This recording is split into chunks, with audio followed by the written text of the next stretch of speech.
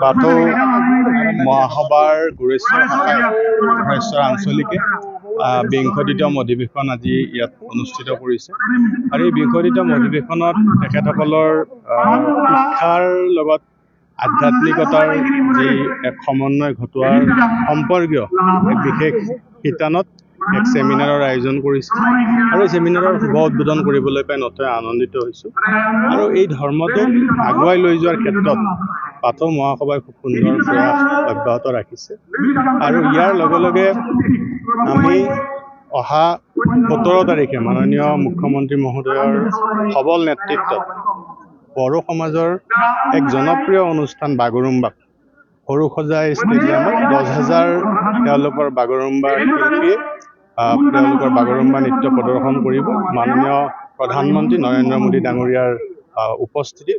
গতিকে ইয়াৰ জৰিয়তে বড়ো সমাজৰ যি এক মৰমৰ অনুষ্ঠান এই বাগৰুম্বাটোক ৰাষ্ট্ৰীয় পৰ্যায়ৰ লগতে আন্তঃৰাষ্ট্ৰীয় পৰ্যায়তো ইয়াৰ প্ৰচাৰ আৰু প্ৰসাৰ ঘটোৱাৰ ব্যৱস্থা মাননীয় মুখ্যমন্ত্ৰী মহোদয়ে কৰিছে।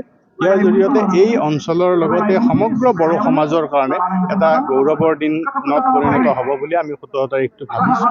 গতিকে এই চেগতে বড়োসকলৰ আমাৰ যি বড়ো সম্প্ৰদায়ৰ লোকসকলৰ সৈতে আমি একেলগে মাননীয় মুখ্যমন্ত্ৰী মহোদয়ক কৃতজ্ঞতা আৰু ধন্যবাদ জ্ঞাপন কৰিছোঁ। অহা সময়ছোৱাতো পূৰ্বত যিদৰে আৰণাই হওক বা জৌ হওক যি আমাৰ স্থানীয় পানীয় সেইসকলক যিদৰে GI টেগ প্ৰদান কৰি এক বিশেষ সন্মান প্ৰদৰ্শন কৰিছিল এই জনগোষ্ঠীটোৰ প্ৰতি অহা সময়ছোৱাতো বিশেষকৈ ১৭ তাৰিখৰ এই বাগৰুম্বা নৃত্যৰ আজি ১০,০০০ লোকৰ সমাৱেশৰ জৰিয়তে তেওঁলোকৰ এই প্ৰদৰ্শনৰ জৰিয়তেও আমাৰ বড়ো সম্প্ৰদায়ৰ লোকসকলক গৌৰৱান্বিত কৰিব।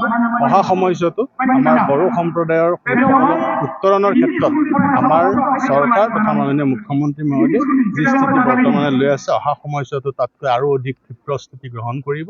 ভোটৰ ওপৰত বড়ো তিৱা আমাৰ গোৰ্খা বঙালী কলিতা কোচ সকলো যি জাতি জনগোষ্ঠীৰ সমাহাৰথক আজি সনাতনী সভ্যতা সংস্কৃতিত বিশ্বাসী লোকসকলক সকলোকে একত্ৰিত কৰি এক সুন্দৰভাৱে সকলোকে সমানে আগুৱাই লৈ যোৱাৰ যি প্ৰচেষ্টা সেই প্ৰচেষ্টা অব্যাহত ৰাখিছে মাননীয় মুখ্যমন্ত্ৰী মহোদয়ে।